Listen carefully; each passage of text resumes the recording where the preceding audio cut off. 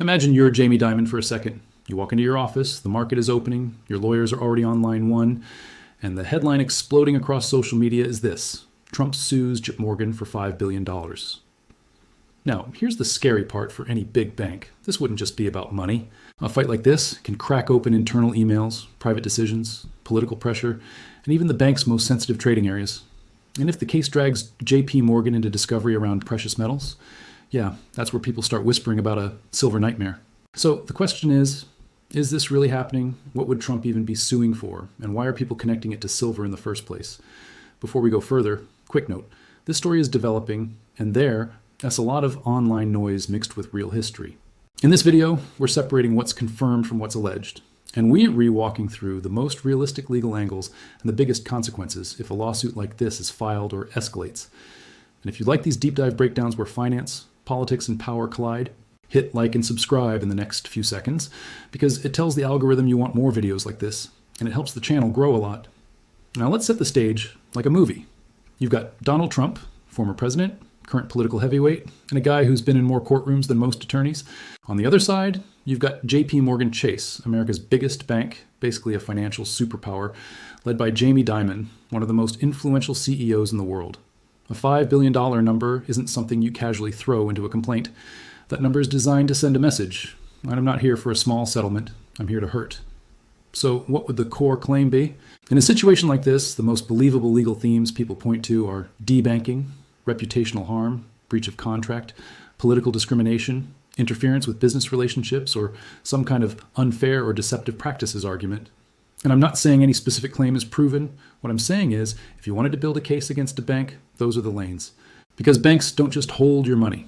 They control access to payment rails, access to lending, access to merchant processing, access to wire transfers, access to basic operations that can keep a business alive.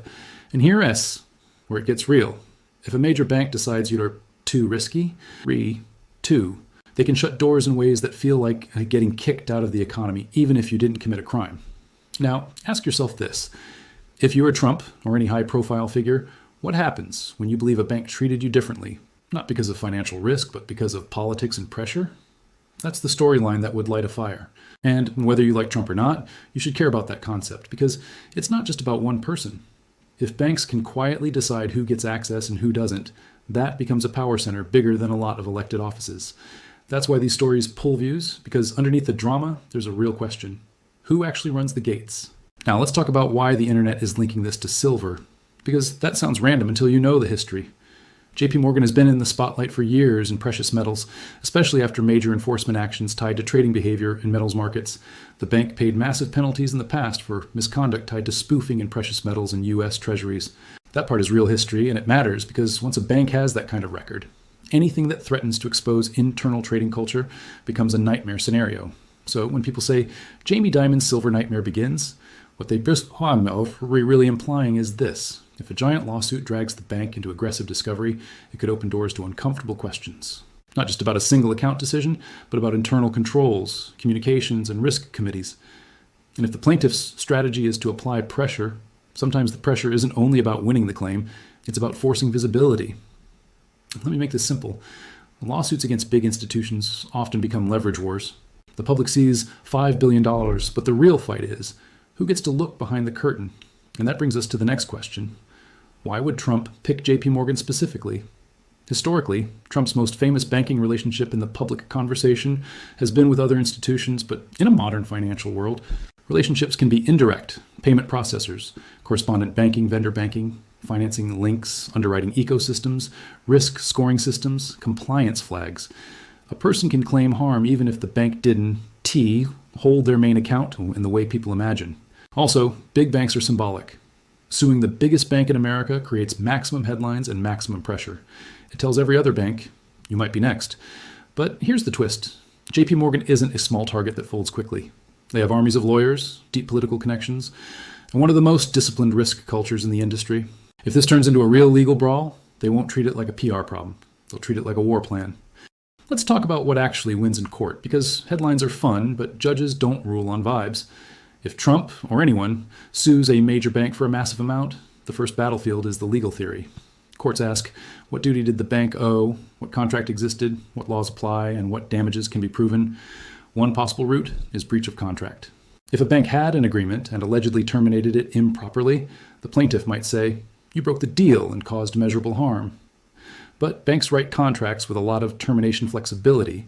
They usually reserve the right to end relationships for risk reasons, compliance reasons, or reputational reasons.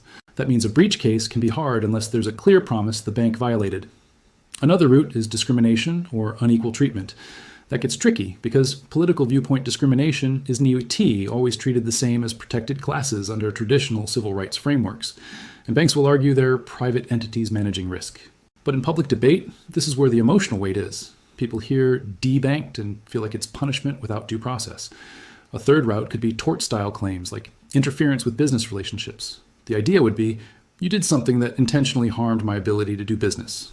But again, you need facts, not just suspicion. You'd need communications, timelines, causation, and proof the bank's actions directly caused loss. And that's why discovery matters so much. Because if you're a plaintiff going up against a giant bank, you may believe the evidence you need is inside the bank. Internal emails, risk committee notes, compliance discussions, decisions about whether a relationship was ended because of objective risk metrics or because of outside pressure. Now, let's be fair. From the bank's perspective, they will say this is basic risk management. Banks are regulated.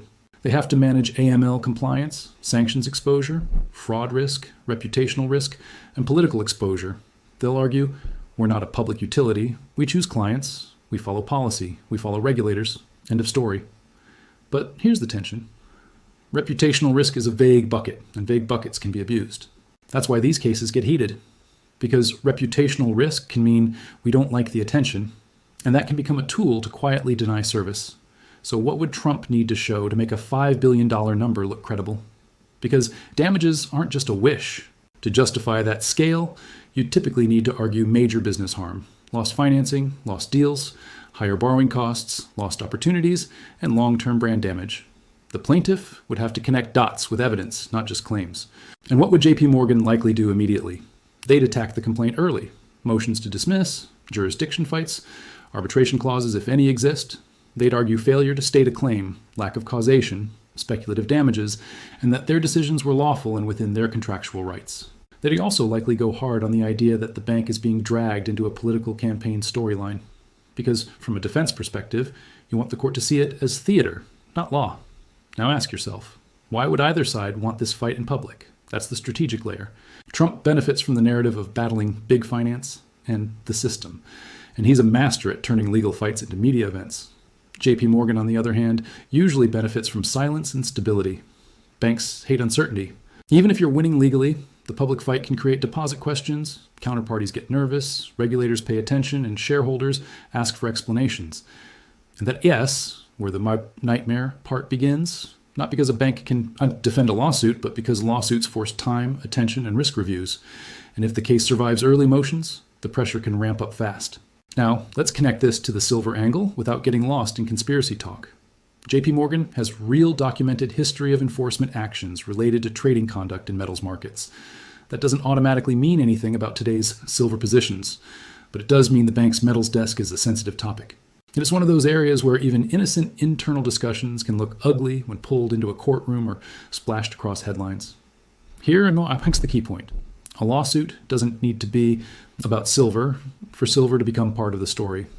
If public confidence in a major bank takes hits, whether from politics, lawsuits, or regulatory attention, people often rotate into hard assets.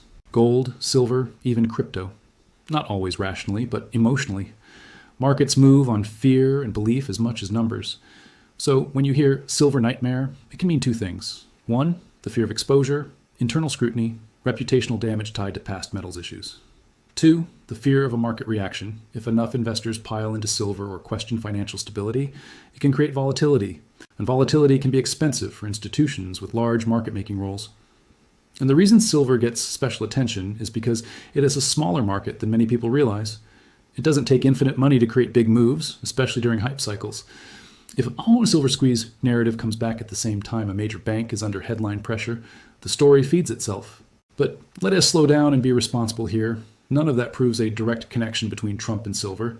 The connection is the ecosystem, public trust in banks, litigation pressure, and a market that loves a dramatic villain. Let's imagine two timelines, because that's the cleanest way to understand what could happen next. Timeline 1, the lawsuit headlines are louder than the legal reality. That means either no verified filing shows up, or that something gets filed and then gets narrowed fast. Motions succeed, claims get trimmed, the court keeps it tight, and the story slowly cools down. In that world, JPMorgan treats it like a contained event. When they say as little as possible, investors move on, and silver barely notices. Timeline 2. The fight escalates.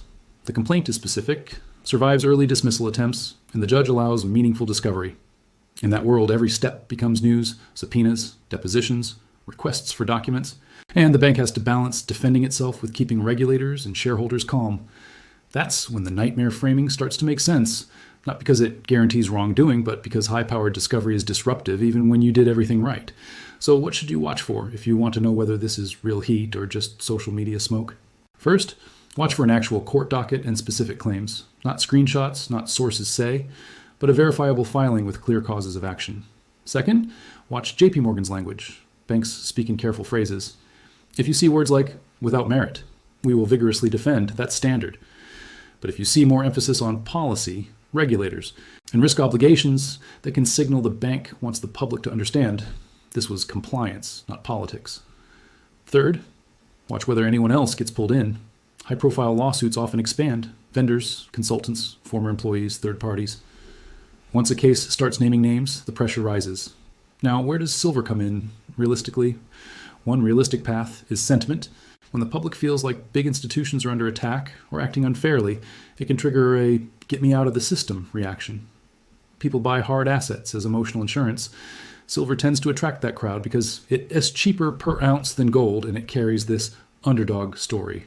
So even if the lawsuit has nothing to do with metals, the narrative climate can be bullish for silver in the short term. Another path is volatility and positioning. If the media cycles turn JPMorgan into the villain again, traders may pile into a bank under pressure trade.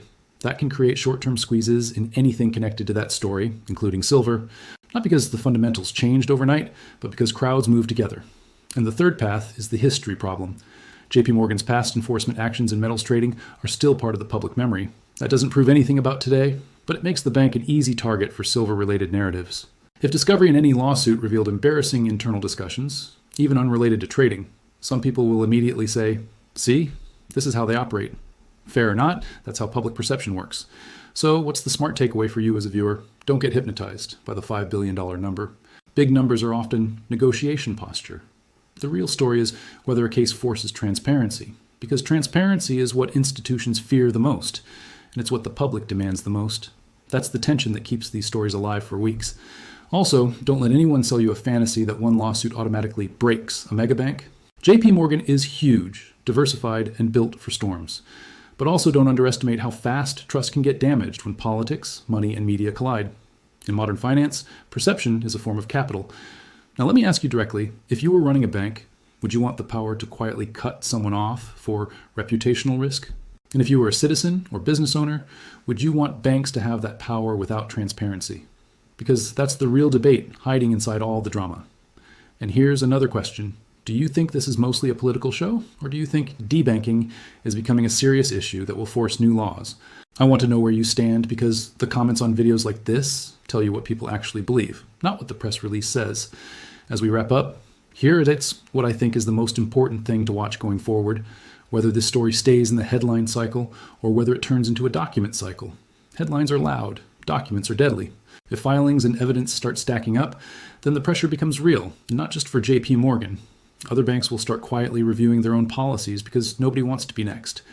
And if you're watching silver, don't just watch the price. Watch the narrative. Watch mainstream coverage. Watch whether trust in banks becomes a talking point again. Because silver's biggest moves often happen when emotion hits the market, not when spreadsheets say it's time.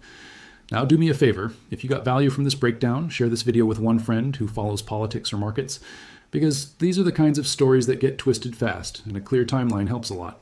And drop a comment with your take. Is a $5 billion lawsuit against the biggest bank in America a serious legal threat or a strategic media strike? I read the comments, and I'm genuinely curious how you see it.